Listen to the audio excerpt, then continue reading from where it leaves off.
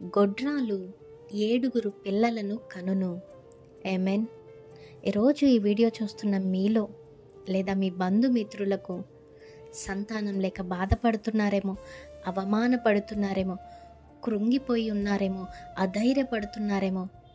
Age అయిపోతుంది, పెళ్ళయి ఇన్ని సంవత్సరాలు అయిపోతుంది, అనేక రకములైన అనారోగ్యం వలన ఇంకా పిల్లలు పుట్టే ఛాన్స్ లేదు, లేదా పిల్లలు పుట్టడానికి కష్టం అవుతుంది, లేదా అనేకమైన రకరకాల హాస్పిటల్స్కి అందరూ చెప్పిన మాటలు వింటూ ఆ హాస్పిటల్ ఈ హాస్పిటల్కి వెళ్ళటము, వేలు లక్షలు ఖర్చు పెట్టుకోవటము, ఇలా అన్నీ చేసి చూసి ఉన్నారేమో. ఒక నిర్జీవమైన స్థితిలో, గొడ్రాలు అని పిలిపించుకుంటున్న స్థితిలో ఈరోజు ఎవరైనా వీడియో చూస్తున్నట్లయితే, లేదా మీ బంధుమిత్రులు ఎవరైనా ఉన్నట్లయితే తప్పకుండా ఈ వీడియోని వారికి షేర్ చేయండి.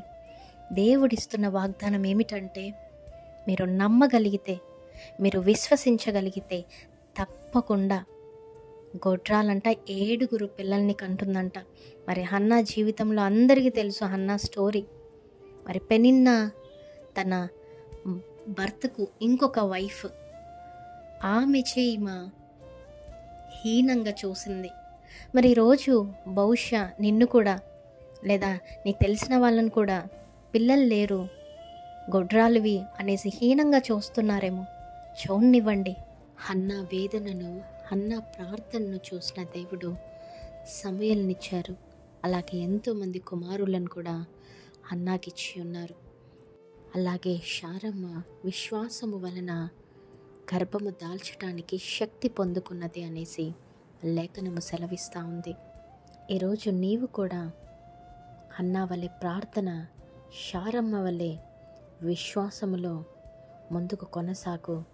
కన్నీటితో ప్రార్థించు. కుదిరితే ఉపవాసం ఉండి కూడా ప్రార్థన చేయడానికి ప్రయత్నించండి. తప్పకుండా దేవుడు తగిన సమయంలో మీకు గర్భఫలాన్ని దయచేస్తారు. అంత మాత్రమే కాదు కానీ సంతులేని దానిని ఇల్లాలుగాను, కుమారుల సంతోషం గల తల్లిగాను చేస్తారు. పుట్టించిన నేను నిన్ను గర్భాన్ని మూసేదనా అనేసి కూడా లేఖనము సెలవిస్తూ ఉంది. ఈ వాగ్దానాలన్నీ కూడా ఎత్తిపట్టి ప్రార్థించండి. తప్పకుండా అతి త్వరలోనే మూయబడిన ప్రతి గర్భం యేసు నామములో తెరవబడునుగాక. ఆమేన్. అధైర్యపడకండి, భయపడకండి. దేవుని వైపుకు చూస్తూ ముందుకు కొనసాగండి. Amen. Praise the Lord. Have a great day.